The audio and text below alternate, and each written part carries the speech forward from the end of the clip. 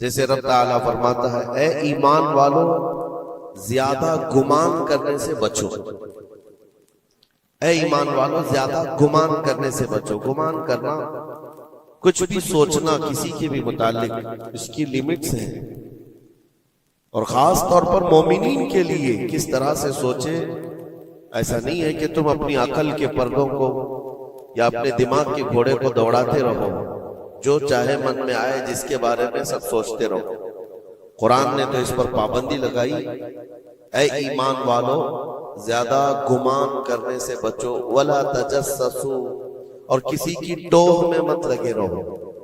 تجسس کس کو کہتے ہیں؟ جاسوسی کرنا، کون کہاں جا رہا ہے، کہاں سے آ رہا ہے، اس کے گھر میں کتنے لوگ ہیں، کس وقت ان کے گھر میں کیا کیا ہوتا ہے، تمہیں اس کے بارے میں اللہ نے حکم نہیں دیا، لیکن بھائیوں کی ٹوہ میں لگے رہنا بہت بڑا گناہ ہے، گناہ کبیرہ میں ہے۔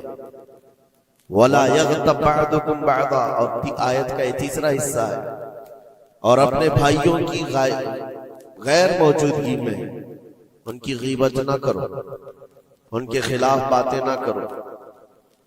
اور رب تعالیٰ فرماتا ہے کیا تم میں سے کوئی یہ پسند کرتا ہے کہ اپنے مرے ہوئے بھائی کا گوشت کھائے؟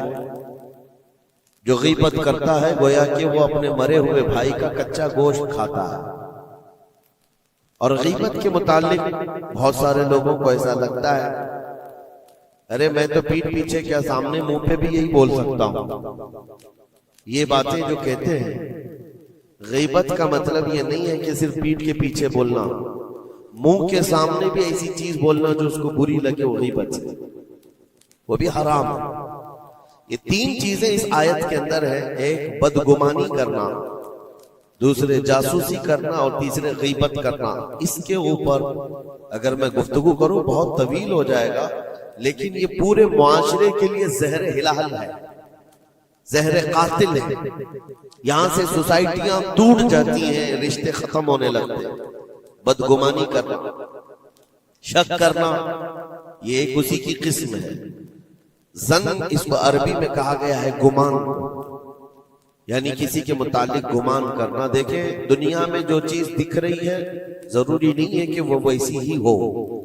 ہر چمکنے والی چیز ہیرا نہیں ہوتی، اور ہر کالی دکھنے والی چیز کوئلہ بھی نہیں ہوتی۔ دونوں میں بڑا فرق ہے۔ حقیقت کچھ اور ہو سکتی ہے، لیکن بغیر کسی تحقیق کے یا بغیر تمہیں یقین کے گمان کر لینا، یہ تمہیں بہت بڑے گناہ میں لے جائے گا، بہت بڑے گناہ میں۔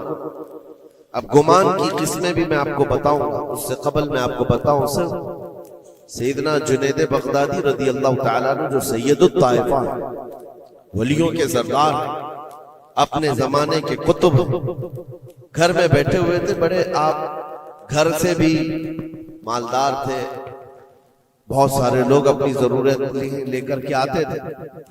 دوپہر کا وقت تھا، ایک مانگنے والا آپ کے دروازے پر آیا، آپ کو جو دینا تھا وہ دے دیتے، لیکن آپ نے اس کو خیرات دینے کے وقت دل میں یہ سوچا کہ ہٹا کٹا آدمی ہے، کما کر کھا سکتا ہے، اس کو یہ بری لت کہاں سے پڑ گئی، یہ کیسا آدمی ہے۔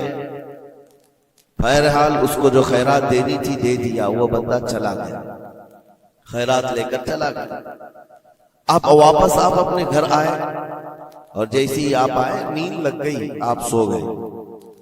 آپ کے سونے کے بعد آپ نے خواب دیکھا کہ میدان محشر قائم ہو چکا ہے، حساب کتاب ہو رہا ہے، لوگوں میں نفسا نفسی کا حال ہے، فرشتے کچھ کو پکڑ کر لے جا رہے ہیں، کچھ کا حساب کر رہے ہیں۔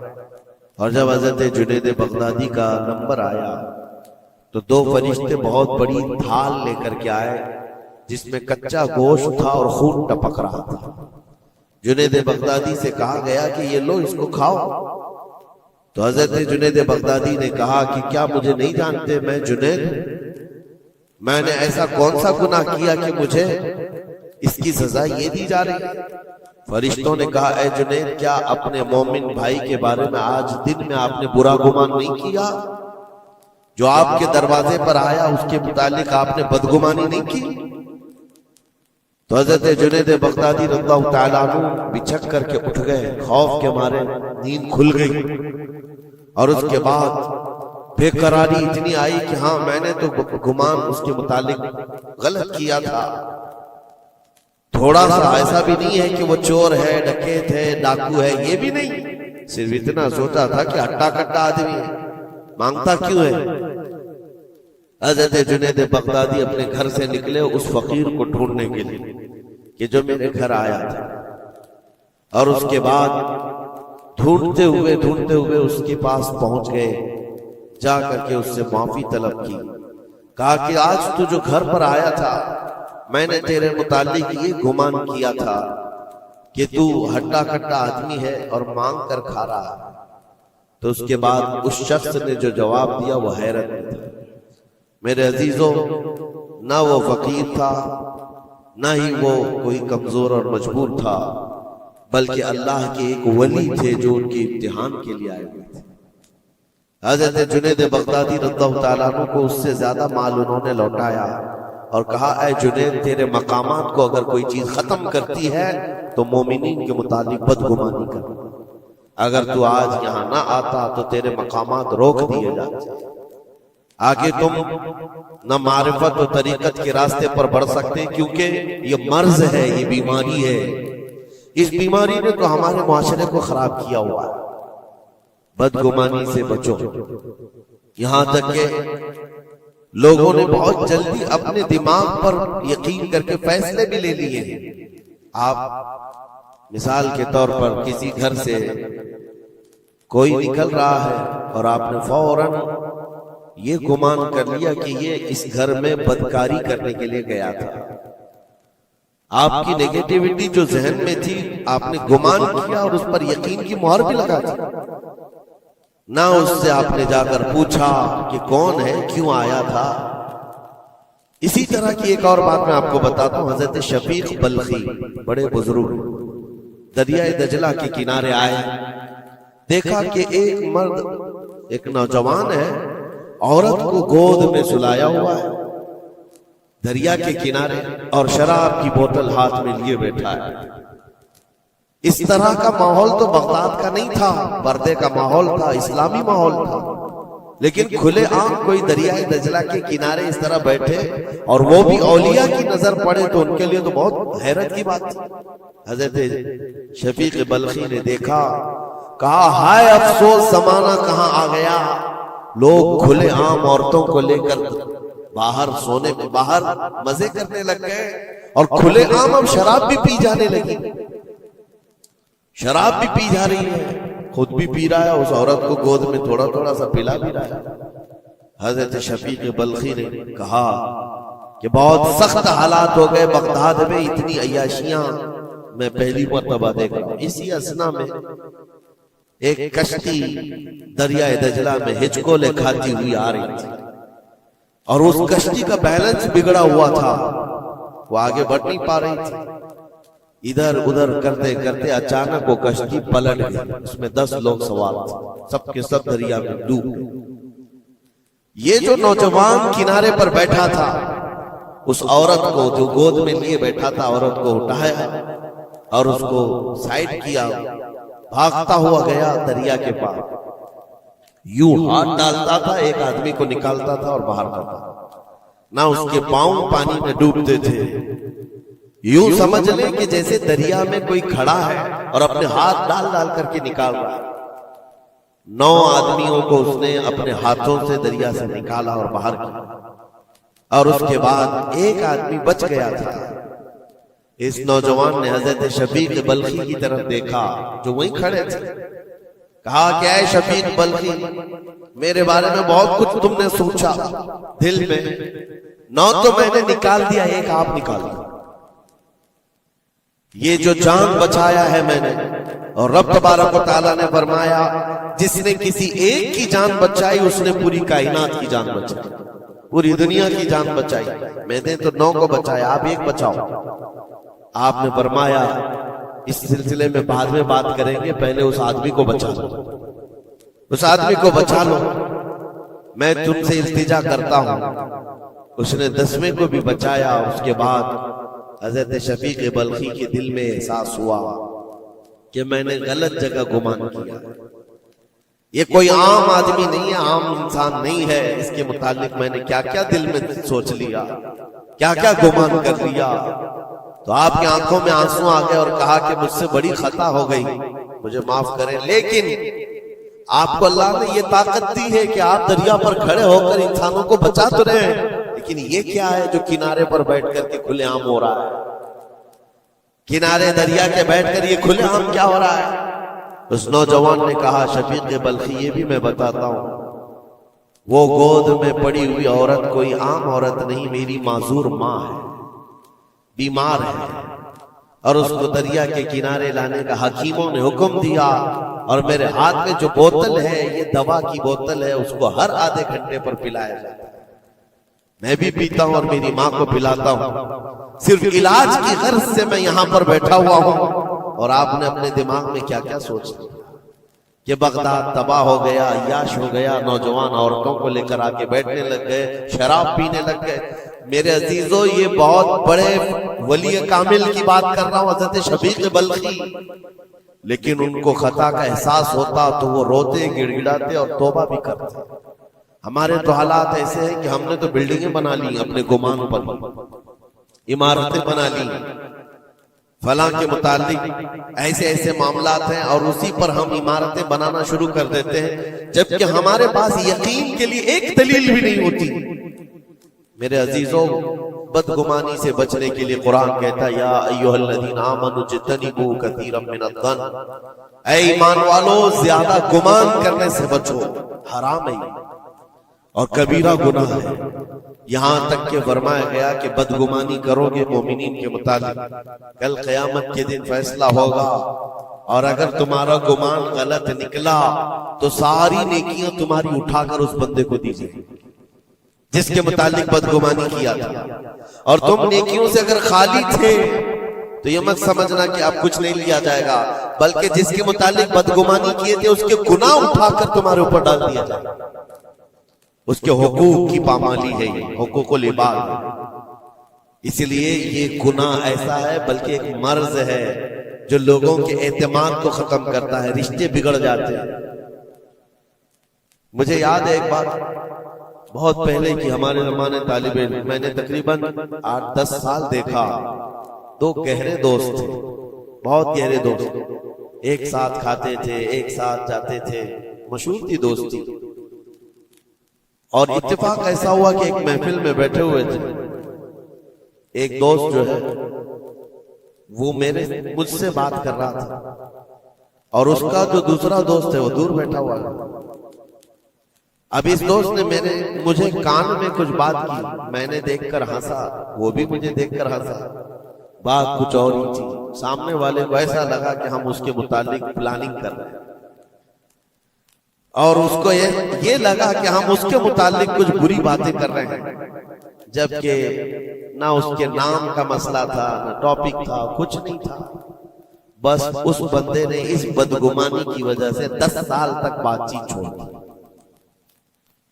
کئی مرتبہ ہم نے بتایا بھی کہ تمہارا میٹر نہیں تھا، تمہارا مسئلہ نہیں تھا، سامنے والے کو یقین نہیں آتا، صرف اور صرف گمان کی بنیاد پر کہ وہ مجھے دیکھ کر ہنس رہا تھا تو میرے ہی متعلق بات تھی۔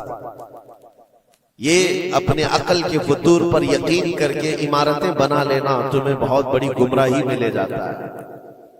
کئی مرتبہ ایسا ہوتا ہے کہ دھوکہ کھا جاؤ گے۔ اسی سورہ حجرات کی ایک اور آیت میں بتاؤں آپ کو، اللہ کریم فرماتا یا ایھا الذین آمنوا ان جاءکم فاسق بنبأ فتبینوا ان تصیبوا قوما بجہالۃ فتصبحوا علی ما فعلتم نادمین۔ یہ بدگمانی کرنے کا ایک اور ذریعہ ہے، ایک راستہ ہے۔ کیا ہے؟ اللہ فرماتا ہے جب تمہارے پاس کوئی فاسق آدمی خبر لے کر کے آئے تو اس کی تحقیق کر لو۔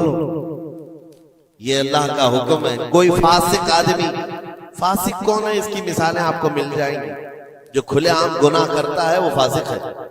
فاسق آدمی جب تمہارے پاس خبر لے کر کے آئے تو رب فرماتا ہے اس کی تحقیق کر لو، ورنہ یہ ہوگا کہ انجانے میں تم کو شرمندگی اٹھانی پڑے گی، تم اپنے کیے پر بعد میں پچھتاؤ گے، الا ما فعلتم نادمین، تم شرمندہ ہو جاؤ گے۔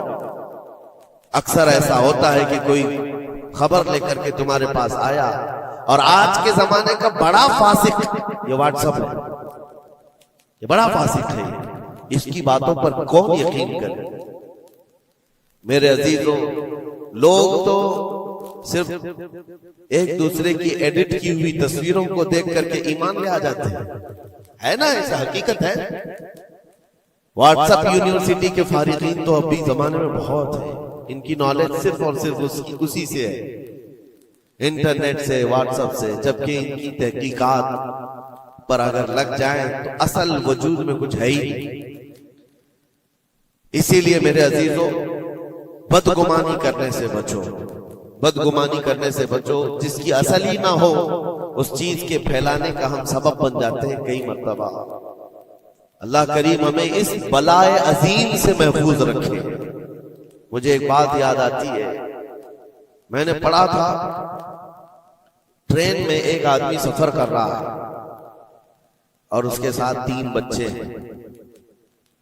بڑے بیٹے کی عمر 7 سال کی، دوسرے بیٹے کی عمر 5 سال کی، تیسرے کی 3 سال کی، چھوٹے بچے 7، 5 اور 3 سال کی عمر کے بچے ہیں۔ اب وہ بندہ جب ٹرین میں سفر کر رہا ہو 3 بچوں کو لے کر کے، اور جب بیٹھا ہوا ہے ٹرین میں، کوئی بڑا ادھر سے کودتا ہے، کوئی ادھر سے اچھلتا ہے، یہ تینوں اچھل کود ایسی مچائے ہوئے ہیں کہ اس مسافر کا آرام اور سکون غارت ہو گیا ہے۔ تھوڑی دیر تو کوئی برداشت کر لے گا، اور اس کے بعد مسافر دیکھ رہے ہیں دوسرے۔ بڑا مسئلہ تو یہ ہے کہ اچھل کود تو بچے کر رہے ہیں، باپ ایک جملہ بھی ان کو منع نہیں کر رہا، نہ بڑے سے کہتا ہے کہ بیٹھ جا، نہ چھوٹے کو سنبھالتا ہے۔ اچھل کود کر رہے ہیں اور یہ خاموشی سے بیٹھا ہوا ہے کونے میں۔ سامنے کے پیسنجر دیکھتے رہے اور کہا کہ کتنا بے غیرت آدمی ہے، بچوں کو ایسے کھلے عام چھوڑا ہوا ہے، بیلوں کی طرح ناچ رہے ہیں۔ اب کانا پھوسی بھی شروع ہو گئی۔ تھوڑی دیر کے بعد جب یہ زیادہ ہو گیا تو لاوا پھٹ ہی جاتا ہے لوگوں کا۔ کوئی کسی کی گود میں کود پڑ رہا ہے، کوئی اچھل کود کرتے ہوئے بچہ کسی کے ہاں لٹک جا رہا ہے۔ 1 گھنٹہ تماشا ہوا تو اس کے بعد لوگوں کے صبر کا دامن چھوٹ گیا، بولنا شروع کر دیا، اور سب نے مل کر کے جب اس کو کوسنا شروع کیا، بھائی صاحب آپ کے بچے ہیں؟ اس نے کہا میرے بچے ہیں۔ کہا کچھ تو تمیز سکھاؤ، سفر کے آداب تو بتاؤ۔ کوئی وہاں سے کود رہا ہے، کوئی یہاں سے کود رہا ہے، سارے لوگوں کا آرام غارت کر کے رکھا ہے ان بچوں نے۔ آپ باپ ہیں، آپ کو تمیز نہیں آتی، آپ کو تربیت کا انداز نہیں معلوم۔ سب کی ڈانٹ ڈپٹ سنتا رہا، اور اس کے بعد تھوڑی دیر کے بعد بھرائی ہوئی آواز نکلی، اس کی درد بھری آواز نکلی۔ کہا میں ان کو تربیت اچھی طرح سے دیتا ہوں، تمیز بھی ہے سب، لیکن مسئلہ یہ ہے کہ آج ہی صبح ان کی ماں میری بیوی کا گھر میں انتقال ہو چکا ہے۔ وہ میکے گئی ہوئی تھی، یہ بچے میرے پاس تھے، مجھے صبح خبر آئی ہے ان کی ماں کا اچانک دورہ پڑنے سے انتقال ہو چکا۔ میں نے ابھی تک ان بچوں کو بتایا نہیں کہ ان کی ماں کا انتقال ہوا۔ یہ جتنا اچھل کود کر رہے ہیں، کھیل رہے ہیں، ابھی گھر پہنچیں گے تو ان کی ساری خوشیاں ختم ہو جائیں گی۔ یہ اپنی ماں کی مردہ لاش کو دیکھیں گے تو سارا اچھل کود چلا جائے گا۔ بس میں اس لیے ان کو اتنی دیر کے لیے چھوڑا تھا کہ جتنی دیر خوشی منا سکے منا لیں، پھر زندگی بھر ان کو ماں کو کھونے کا احساس تو ستاتا ہی رہے گا۔ بس اتنا جملہ اس کا نکلا تو ہچکیاں بند گئیں۔ جو بغل میں موجود مسافر تھے سب کی آنکھوں میں آنسو آ گئے۔ اب کوئی بچے کو اٹھاتا چومتا تھا، کوئی اس کو گود میں اٹھا رہا ہے۔ بچوں کو خبر نہیں ہے کہ ان کی ماں کا انتقال ہوا ہے، اور یہ بندہ ان کو سفر پر لے جا رہا ہے۔ لیکن تھوڑی ہی دیر کے لیے دوسرے مسافروں نے کیا کیا بدگمانیاں کر لی۔ میرے عزیزوں، کس کی زندگی میں کیا چل رہا ہے آپ کو خبر نہیں ہے۔ کئی لوگوں کی زندگیوں میں سمندر موجیں مار رہا ہے، اور آپ اسے دیکھ کر کے نہ جانے بے غیرت سمجھ لیتے ہیں، کبھی اس کو بدتمیز سمجھ لیتے ہیں۔ یہ بدگمانیاں ہیں جو بندے کو یہاں تک لے آتی ہیں۔ اور بدگمانی کرنے کا ایک طریقہ یہ بھی ہے کہ حضرت امام راضی فرماتے بندہ بسا اوقات کافر بھی ہو جاتا ہے، کفر تک چلا جاتا ہے بندہ، کیونکہ گمان پر اگر یقین کرنے لگ جائے۔ اس لیے بچو ان چیزوں سے، اور مومنوں کی عزت کو پامال کرنا یہ آسان نہیں ہے۔ صرف اور صرف میں نے کئی مرتبہ دیکھا ہے، اڑتی اڑتی خبریں آتی ہیں تو ہم اس پر یقین کرنے کے قریب ہو جاتے ہیں۔ اللہ ہمیں بھی اس کی ہدایت دے۔ یہ بہت باریک چیز ہے جس سے بچنا ناممکن نہیں تو مشکل ضرور ہے۔ میرے عزیزوں، اس سے بچنے کا ایک طریقہ یہ ہے، بندہ یہ سوچ لے کہ مجھے رب تعالیٰ نے اس دنیا میں کس لیے بھیجا ہے۔ سب کا حساب کتاب لکھنے کے لیے بھیجا ہے، سارے لوگوں کا اعمال نامہ مجھے پوچھا جائے گا قیامت کے دن، فلاں کیا کرتا تھا، فلاں کیا کرتا تھا۔ جب مجھے رب تعالیٰ نے اس کا مکلف ہی نہیں بنایا تو خواہ دوسروں کی زندگیوں میں کیوں دخل اندازی کروں، کیوں لوگوں کے متعلق گمان پال کر کے بیٹھوں۔ آپ کو اس روئے زمین پر جو بھیجا گیا وہ اللہ نے اپنی عبادت کے لیے بھیجا ہے، اپنی رضا کے لیے۔ ہم اس کی رضا تو حاصل نہ کر سکے، اس کی عبادت میں کامل ہو نہیں سکے، اور دوسروں کے عیوب پر ہم لوگوں نے اپنی پوری انرجی خرچ کرنا شروع کر دیا۔ عزیزان گرامی وقار، یہ پرفتن دور ایسا ہے۔ اب میں جو قسمیں بتا رہا تھا زن کی، دیکھیں بسا اوقات بندے سے بندے کا گمان اپنی جگہ پر، آپ میرے بارے میں کیا سوچتے ہیں مجھے معلوم نہیں، میں آپ کے بارے میں کیا سوچتا ہوں وہ آپ کو بھی نہیں معلوم۔ یہ تو بندوں کا گمان ہے، لیکن بندہ رب سے جو گمان رکھتا ہے یہ بھی بہت بڑا مسئلہ ہے، بہت بڑا مسئلہ ہے۔ اس کو آسان مت سمجھے۔ یہ دماغ کے گھوڑے جب دوڑتے ہیں اس پر کنٹرول بھی تو نہیں ہوتا ہے، کہاں تک جائیں گے گمان۔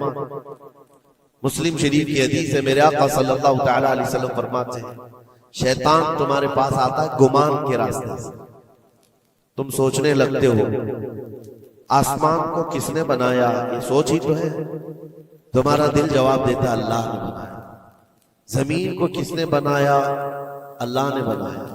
چیزیں سوچتے جاتے ہو اس سے پہلے کیا تھا، اس سے پہلے کیا تھا، اس سے پہلے کیا تھا، اور یہ جب دماغ کے گھوڑے دوڑنے لگے تم نے اس کو نکیل نہیں تھامی تو یہ لے کر کے جاتا ہے دماغ، اخیر میں یہ گمان ڈالتا ہے پھر اللہ سے پہلے کیا تھا، یا پھر اللہ کو کس نے بنایا۔ یہاں آ کر کے تمہارے ایمان پر ڈاکہ پڑ جاتا ہے اور تم شش و پنج میں رہ جاتے ہو۔ خود سے اگر کچھ سوچ کر فیصلہ کر لیا کہ اللہ کے پہلے ایسا تھا یا اللہ ایسا تھا، نعوذ باللہ، تو کفر ہو گئے۔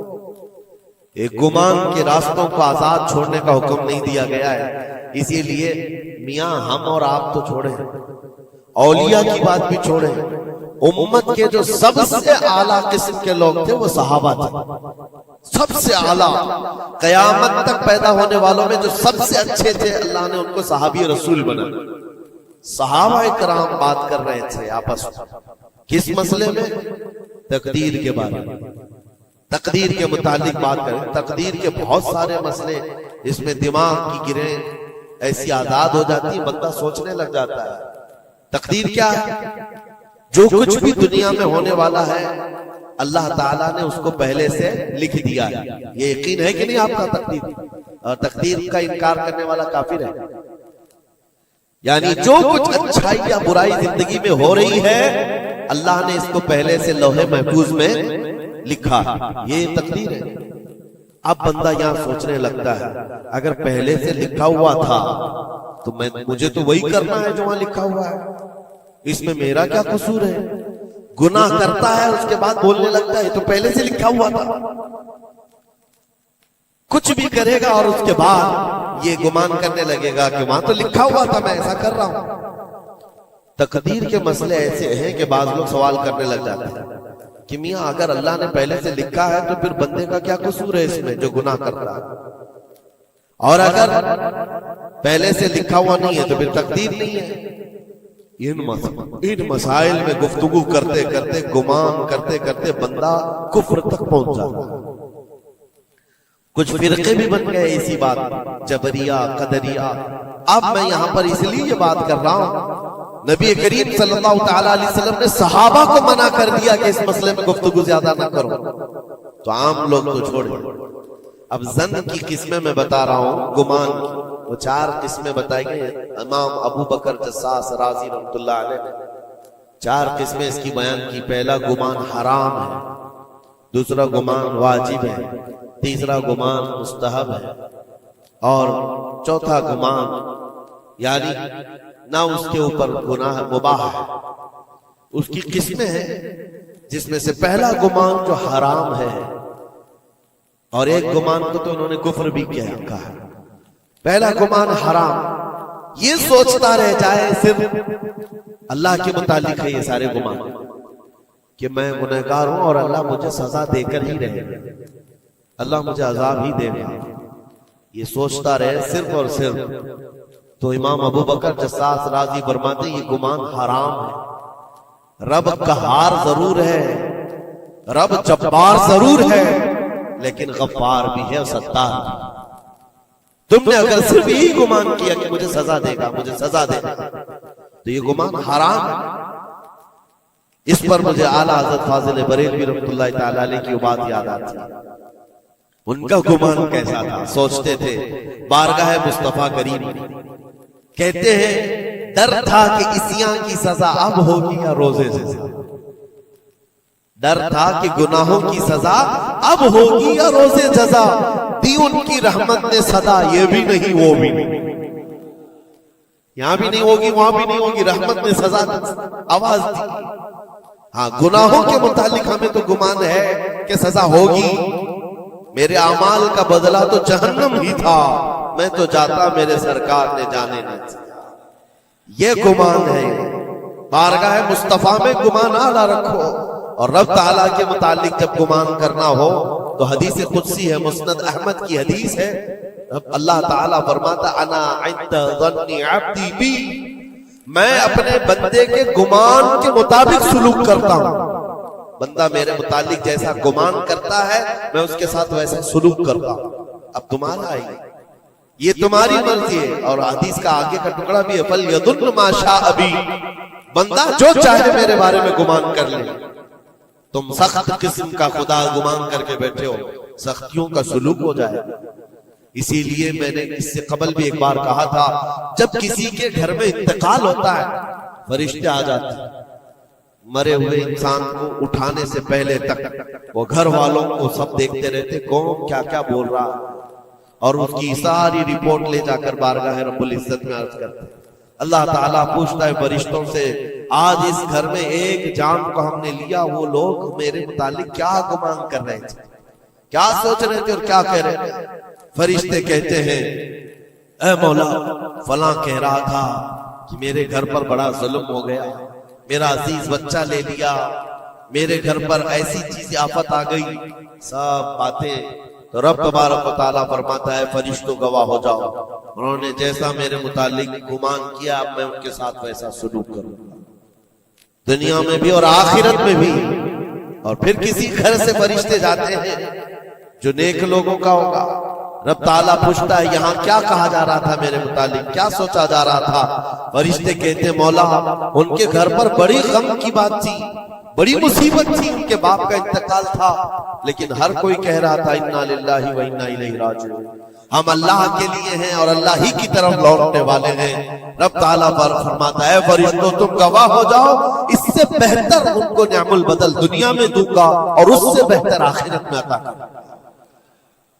تو اللہ کریم کے بارے میں گمان کیا رکھنا ہے، یہ بھی غور و فکر کے ساتھ۔ یہ ظن حرام سے بچو، ظن کفر سے بچو، اور ظن واجب ہے ایک جو فقہ کے مسئلے ہیں، یہ احادیث جس کو ظنی احکام کہا جاتا ہے وہ سب یہاں پر ڈسکس کریں تو آپ کے اوپر سے باؤنس چلا جائے۔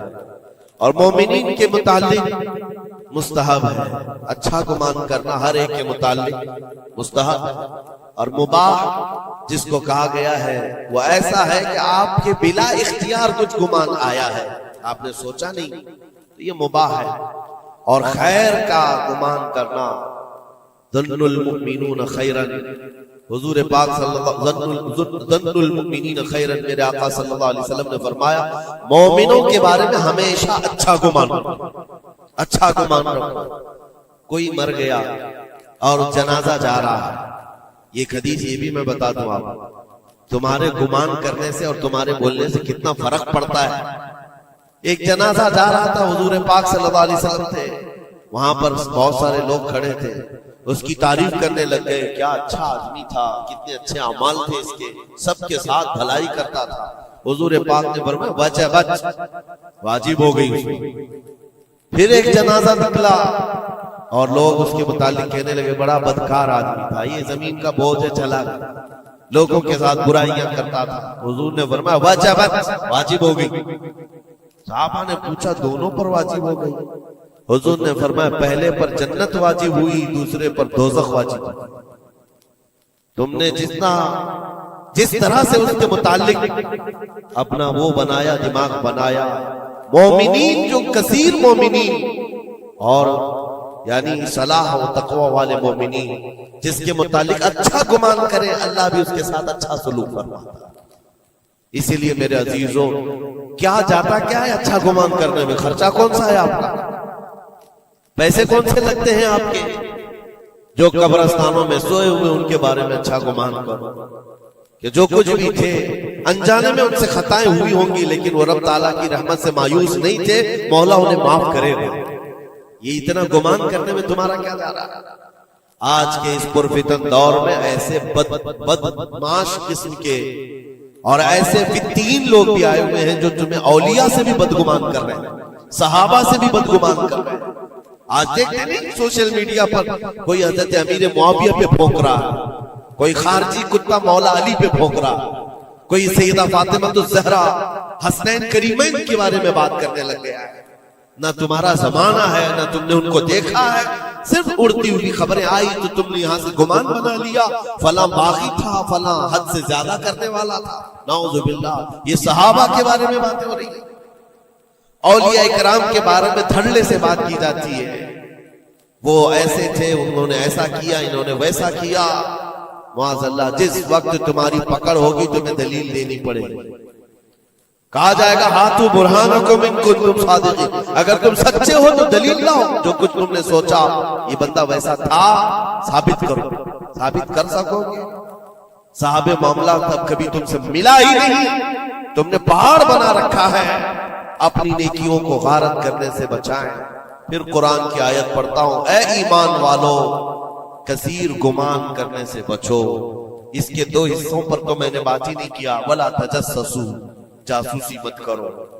یہ جو ٹپر بنے ہوئے گھومتے ہیں، مومنین کی خبریں پولیس والوں کو دینا، حکومت کے عہدیداروں کو پہنچانا، اس کو تو آج سمجھتے پیشہ ہے۔ یہ 500 کی نوٹ ملتی ہوگی، اس کی مثال ایسی ہے کسی کتے کو ہڈی ڈالی جا رہی اور وہ ان کے پیچھے تم ہلاتے ہوئے بھاگ رہا، تمہیں پتا بھی ہے کتنا بڑا گناہ ہے، یہ کتنا بڑا گناہ ہے۔ ارے تم ہے، لعنت ہے ایسی زندگیوں پر۔ تم کو زندگی اس لیے ملی کہ تم مومنین کی اور مسلمانوں کی خبرگیری کرو اور یہاں کی جاسوسی لے جا کر کفار کو دو۔ کل قیامت کے دن کیا جواب دو گے رب تعالیٰ کے بارے میں؟ رب تبارک و تعالیٰ کے ان بندوں کے متعلق جو اسے اللہ پکارتے ہیں، تم ان کی خبریں لے جا کر ان کفار و مشرکین کو دینا چاہتے ہو جو ہماری جان کے پیاسے ہیں۔ مسلمانوں میں سے اگر کوئی ہے تو باز آ جائے، توبہ کر۔ اتنا خطرناک گناہ ہے کہ مرنے کے بعد قبر میں اس کا چہرہ قبلے سے بدل دیا جائے، قبلہ سے بدل دیا جائے گا اس کا چہرہ، اس کو قبلے کی طرف رکھنے نہیں دیا جائے گا۔ عزیزان گرامی اوقات، اللہ کریم ایسی بری نوبتوں سے ہمیں محفوظ فرمائے، ایسی بری ڈیوٹی سے اللہ محفوظ فرمائے۔ کریم خدا ارحم الراحمین کی بارگاہ میں دعا ہے کہ ہمیں ہماری عقل پر کنٹرول کی توفیق دے اور ہمیں مومنین کے متعلق حسن ظن کی توفیق عطا فرمائے، بدگمانی سے کیے ہوئے گناہوں سے مولا ہم کو معاف فرمائے۔ رب تبارک و تعالی ہماری گمان سے مومنین کا کسی کا دل دکھا ہو، ہم تیرے بارگاہ میں سچی توبہ کرتے ہیں، مولا ہمیں معاف فرما دے۔